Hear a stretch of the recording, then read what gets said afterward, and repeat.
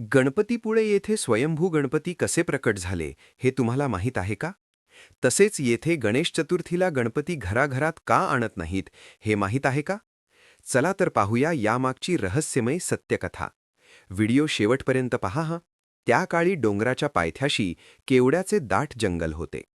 त्या परिसरात बाळम भटजी भिडे नावाचे गावचे खोत राहत होते. मोगलांच्या काळात त्यांच्या आयुष्यात मोठे संकट आले. तेव्हा त्यांनी निश्चय केला, संकट दूर झाले तरच अन्नग्रहण करीन.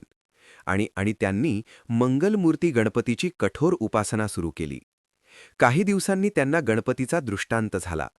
गणपती म्हणाले, मी आगगुळे येथील गंडस्थळ आणि दंतयुक्त स्वरूप धारण करून येथे या डोंगरात स्थिरावलो आहे. त्याच काळात भिडे यांच्या गोठ्यातील एक गाय दूध देत नव्हती, पण ती रोज डोंगरावर जाऊन एका शिळेवर दूध सोडत होती. हे त्याच्या गवळ्याने पाहिले.